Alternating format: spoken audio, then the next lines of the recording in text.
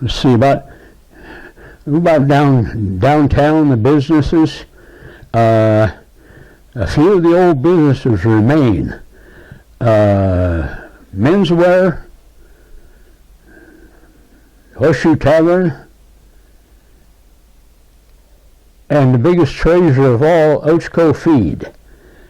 That thing has not changed since I've been here. In 60 years, you can walk in there and it's a trip back in time. Almost, you know, there's new stuff in there, but the old building is still the same. Let's see, the movie theater, of course, it's been renovated, changed. It was there at the time, and of course, the Oachco Inn's gone, and let's see, Ray Chichester's service station, set on the corner of First and Main, and now that's a barber shop and a clothing store and something else, I don't know. And and the old cleaners was next door, and I don't know what's in there now, but a lot of the buildings have disappeared. There's sort of a disregard for history in that regard, but let's see now. They're across from what's now Napa. It used to be Moody and Van Dyke, and there was an old barn there. It looked to me like a barn, and John Murray had a mechanic business in there, and down where Denny's Expressway is on the corner of Lamano and Main, is that right? Yeah. There's a big old barn. Now, I assume since they looked like a barn and they're old, those were leftovers from the horse days to maybe serve the freight wagons. I don't know. But there was a business in that barn as well, and it was a secondhand store. I don't know how long it was there or anything, but I see there was Scotty's grocery store. That was where was IGA now, or can't remember. I go down there too, and I can't remember the name of the store. And 7th Street is largely unchanged till you get out of ways. And so let's see. Les Schwab's started out as a OK Rubber Welders. Every town of any size had an OK Rubber Welders. Les Schwab bought that one in 1952, and he just kept buying the OK Rubber Welder stores, so I guess he had them all.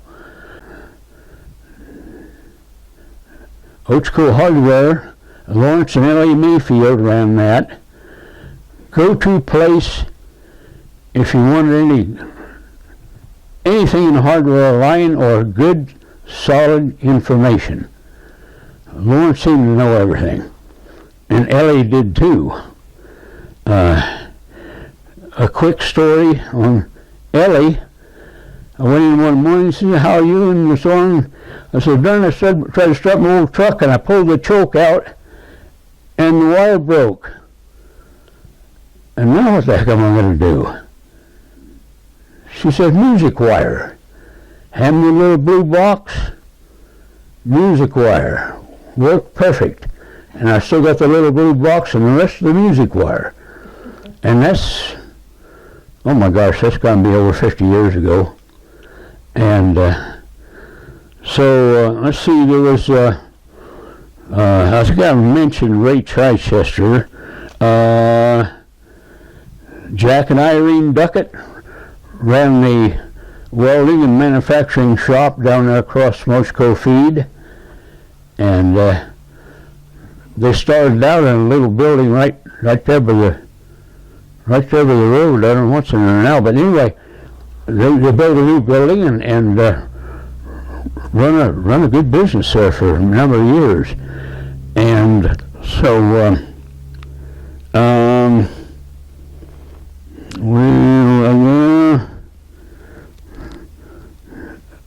and of course you got Art Michelle that ran Erickson's grocery, I think early on. And then Gary and Ramona Romine, I think Gary's still with us. And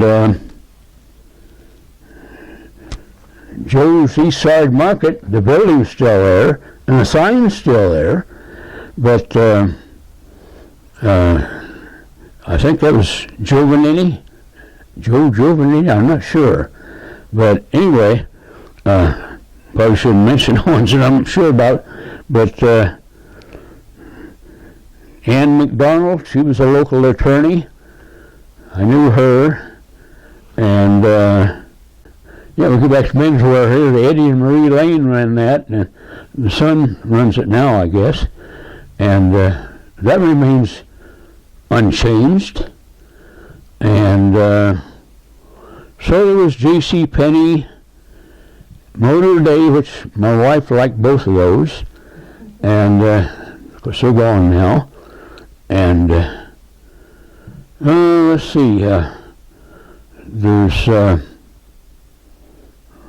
was it Wrangler's grocery store? Is that right?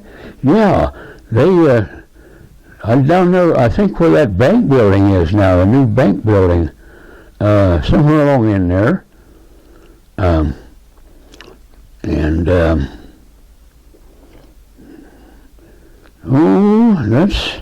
that's about all I remember of the old businesses.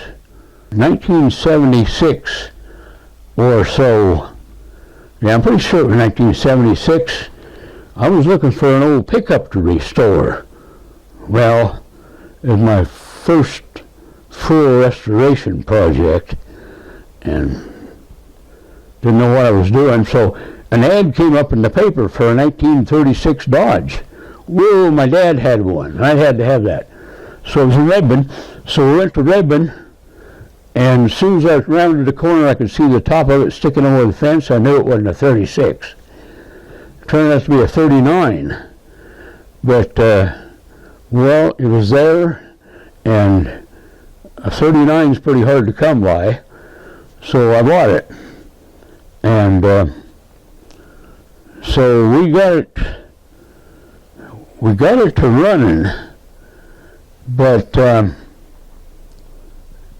well, it run a little ways and quit, and we got the brakes to working, so we decided, well, we'd just have my wife drive the other rig and we'd tow it home. So away we went. Well, we got the railroad tracks, and she slowed down for the railroad tracks, and I stepped on the brakes and there wasn't a thing there. Went clear to the floor. So jammed it in third gear and used the clutch for a brake. And then we come down the grade there at O'Neill, and again I had to use the clutch for a brake, and I kept gaining on her. So finally we run out of hill just about the time I was about to hit the tow rig, and brought that thing on home, and eventually tore it clear down, had it down into the frame, and her and I, it was sitting on quarter barrels, and her and I would move it so I could mow the lawn. No shop then, just out in the shade tree job. And so that went on for, I think it took probably about 3 years and got that finished. And 81 I finished that one. And just various other things that seemed to follow me home. And I enjoy bringing something back and collect old tools. And well, early on I was restoring those to look like new, and I decided that wasn't the way to do, so I quit doing that. I just cleaned them up and got them to working. And so several tractors and so on like that, and so that's kind of the way that went.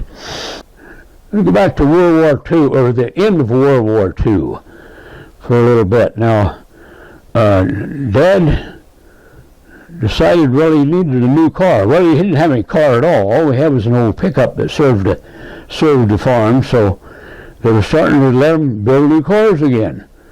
So, yeah, I wanted a new car. So there was a new Ford. The Ford dealer had a new Ford in. So, of course, I tagged along. He was going to look at it, and I tagged along. And there was a sales theme then. The future. They had a little, on the window they had painted a caricature of a little bear looking in a glass, in a globe, and said, "There's a Ford in your future." And so, yeah, walked into the dealership, and there was that brand new Ford. Now, at my age, then, that would have been 13. Prior to that, I didn't pay attention. But we went through the war with no new cars, no new anything, practically. And so we went into the dealership, and there was that new Ford. Washington blue with red pinstripes and accents. Oh, just take your breath away. But it wasn't for sale. That was to look at. You couldn't drive it. I suppose if your clothes was clean, you could probably sit in it. But, no, well, you looked at that and you ordered one from that. And who knows when you would get that new car. So Dad decided, well, he just buy a used one. So he bought a used one, and we did with that for a few years. And so then he sold the farm in the Dalles and bought a farm out below Heppner, down below Heppner, 11 miles up from the Columbia River. Cecil, a place called Cecil. And so an old tractor came with the farm, but it was about done. Dad said, "You get off every half hour and check the oil. Now don't run any longer than a half hour without checking the oil." Okay. And so he said, "Well, that's enough of that. You're going to buy a new tractor." So that was in November of 1945. So he went to Arlington, to Empire Machine. There was a John Deere Caterpillar dealer. And again, you couldn't just go buy a tractor. You had to order it. So January, that was November, January, the dealership called and said, "Mr. Ashley, your tractor's in." And said, "Our trailer's out. Would it be all right if we drove it?"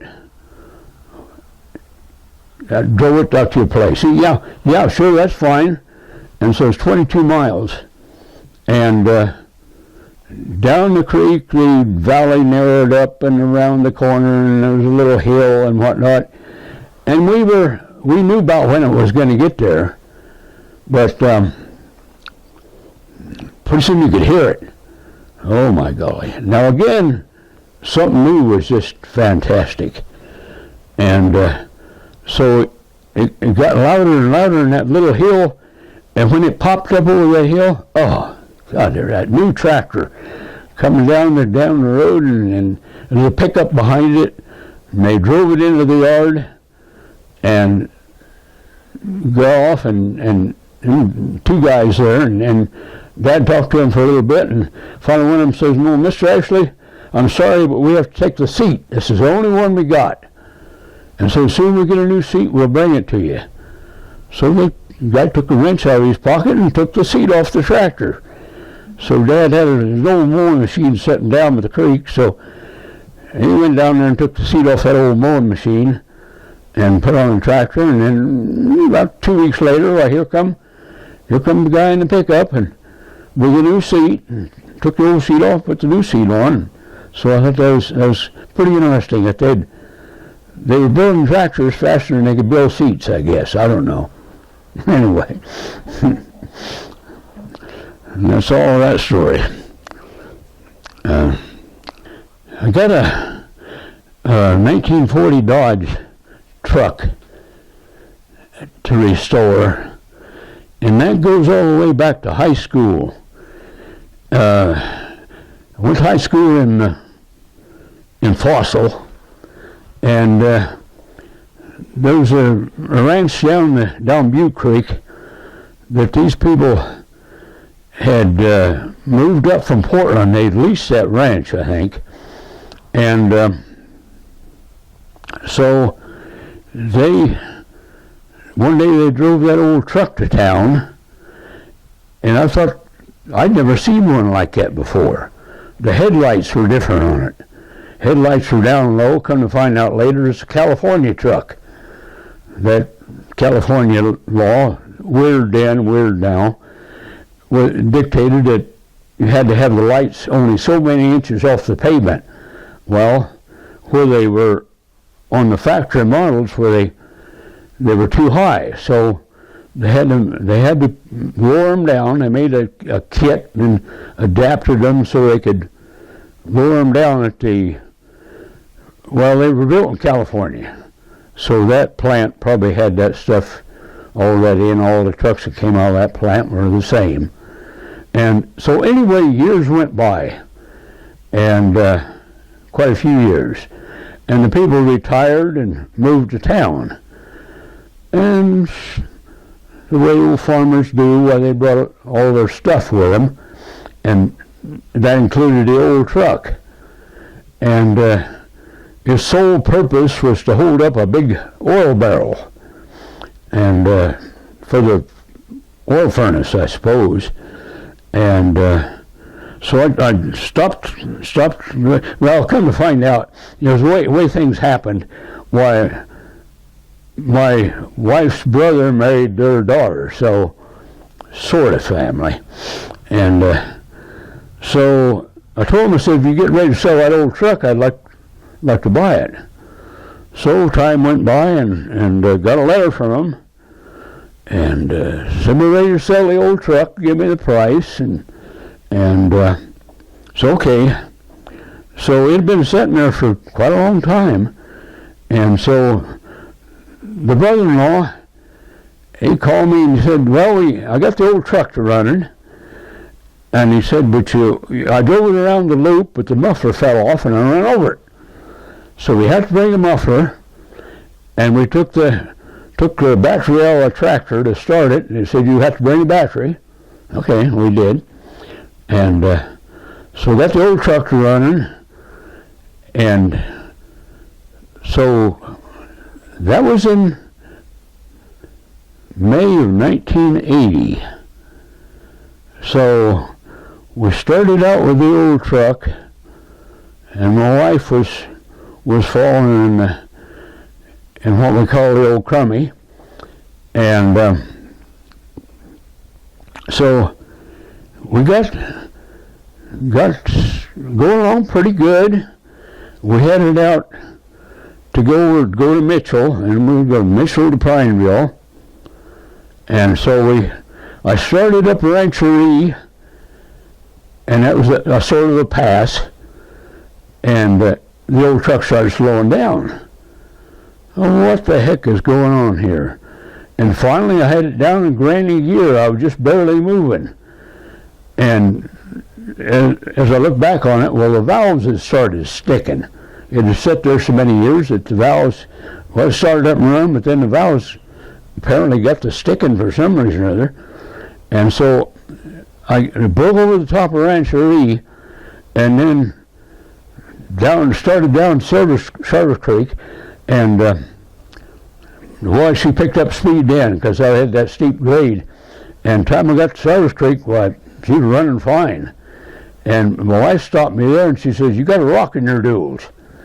And okay, got out, and it wasn't a rock, it was the rubber on the sides of the tires. It all come loose and it was flopping and looked like a rock. And so we shoot, nothing to do, just come on in. And they made it. But anyway, we started up. Now let me back up here just a little bit. The woman's name that drove it was Mildred.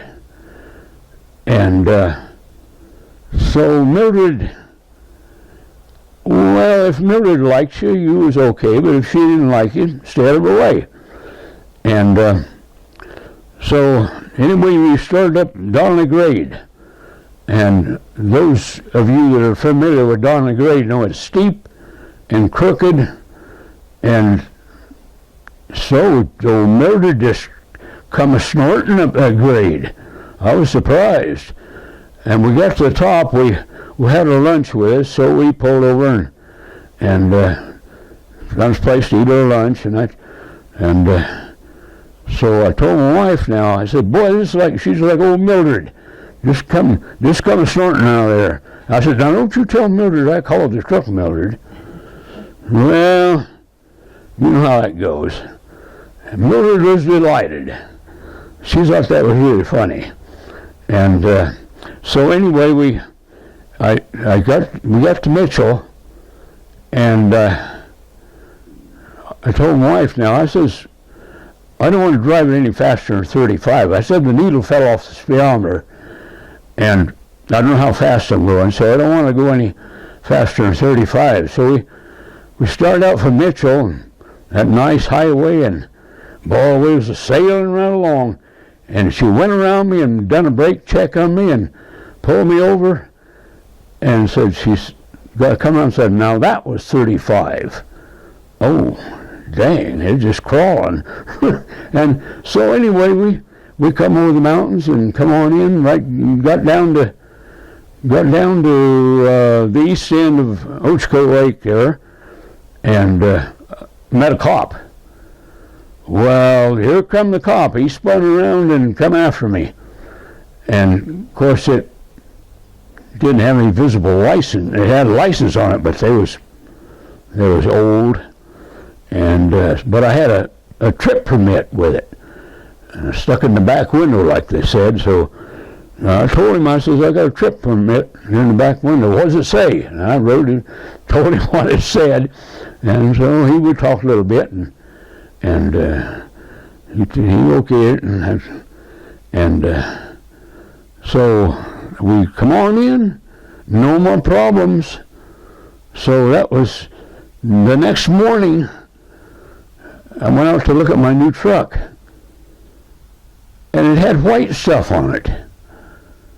What is that white stuff? I rubbed my hand across there, and that was the day that Mount St. Helens blew up. So it took that day and overnight for that ash to get here. It had fallen on that truck, and you could see it where there was a little raise or a little starting line or something like that ash would pile up there. So anyway, that's the Mildred story, except I got it restored after several years, and so still got it. So I was down there, and I was headed back up out of Butte Creek, and I'm getting ahead of my story here. Down there where the creek valley narrowed up, there was apple trees right along by the road, and there was a fence. There was a wooden fence, but there's the wooden fence and the apple trees and then the hillside. And so the apples would hang over to the road, and people would come along and pick apples. Well, Mildred got ticked about that, so she called the sheriff. So here I come up the valley just the right time, and I seen the sheriff's car parked up there. And when I got there, he held up his hand, and I stopped. Sheriff Malcolm Keyes. And he said, "Hey," said, "you been a stealing that woman's apples?" I said, no, Sheriff, I didn't take any apples. I've been down there, but I didn't take any apples. I said, "You can look in the back seat here." I opened the trunk for him. And so he motioned me on. And I don't know if he ever got the apple thief or not.